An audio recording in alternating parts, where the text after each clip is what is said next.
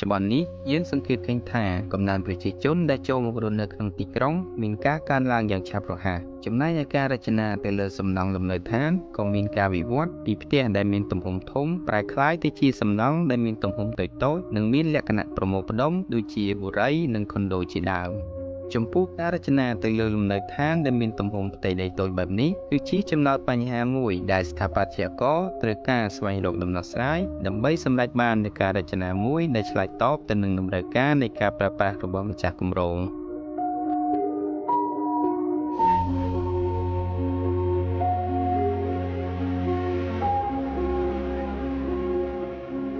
Microhouse គឺជាគម្រោងលំនៅឋានខ្នាតតូចមួយដែលត្រូវបានរចនានិងសាងសង់ឡើងនៅលើផ្ទៃដីទំហំ4ម៉ែត្រគុណនឹង14ម៉ែត្រដោយបង្កើតបានជាលំនៅឋានមួយដែលមានមុខងារក្នុងការប្រើប្រាស់គ្រប់គ្រាន់ចំណាយពេលវេលាតិចក្នុងការសាងសង់ព្រមទាំងសន្សំសំចៃក្នុងការចំណាយលើការសាងសង់ផងដែរ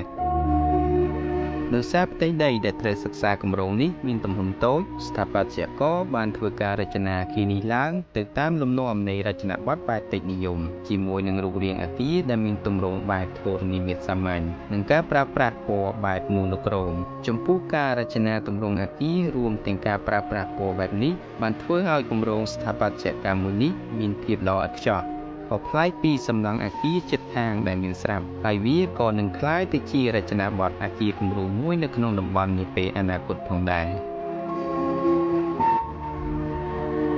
ផ្ទះមួយនេះត្រូវបានរចនាឡើងយ៉ាងយកចិត្តទុកដាក់ដោយស្ថាបត្យករព្យាយាមក្នុងការទាញយកនូវពន្លឺនិងខ្យល់ធម្មជាតិចូលទៅក្នុងអគារតាមដែលអាចធ្វើទៅបានដោយប្រើប្រាស់វិធីសាស្ត្រក្នុងការទាញយកតាមរយៈការបើកលំហធំៗនៅផ្នែកជញ្ជាំងនិងផ្នែកដំបូលជាមួយនឹងការប្រើប្រាស់ថូនពណ៌ភ្លឺដែលវាជាចំណុចសំខាន់មួយជួយឲ្យលំហដែលមានទំហំតូចមើលទៅមានអារម្មណ៍ធំទូលាយការរចនានេះដែរស្ថាបត្យករក៏បានបញ្ចូលនៅលំហបៃតងនៅផ្នែកមួយនៃលំហបើកពីជាន់ផ្ទាល់ដីរហូតដល់ជាន់ដំបូលចំពោះលំហបៃតងនេះគឺជាផ្នែកមួយដែលជួយក្នុងការបន្សុទ្ធខ្យល់ដែលបានឆ្លងកាត់ពីខាងក្រៅចូលទៅខាងក្នុងអគារព្រមទាំងធ្វើឲ្យអ្នកស្នាក់នៅទទួលបានអារម្មណ៍ស្រស់ស្រាយបើយើងក្រឡេកមើលទៅលើការរចនាជាន់ផ្ទាល់ដីយើងឃើញថានៅជាន់នេះមានចំណតរថយន្តឯកជនមួយនៅផ្នែកខាងមុខអមជាមួយនឹងសួនបៃតងនៅផ្នែកខាងឆ្វេងចំពោះផ្នែកខាងក្នុងគឺជាលំហរួមដែលមានមុខងារជាកន្លែងទទួលភ្ញៀវនិងកន្លែងទទួលទានអាហារការរចនាបែបនេះបានជួយឲ្យជាន់ក្រោមទាំងមូលមានសភាពធំទូលាយល្អ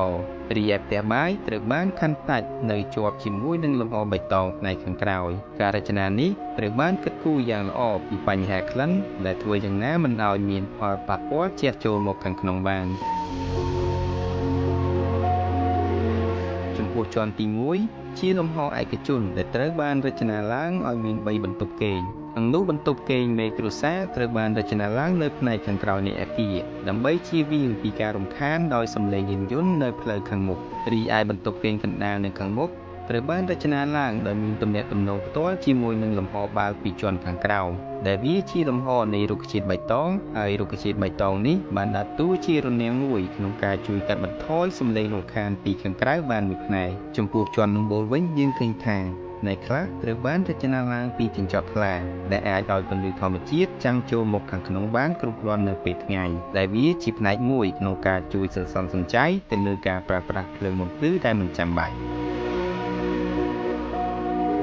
Microhouse គឺជាគម្រោងដែលត្រូវបានគេចាត់ទុកថាជាលំនៅឋានគំរូមួយជាមួយនឹងការរចនាដែលមានមុខងារគ្រប់គ្រាន់ក្នុងការប្រើប្រាស់សម្រាប់បម្រើឲ្យការរស់នៅប្រកបដោយផាសុកភាពសោភ័ណភាពនិងនិរន្តរភាព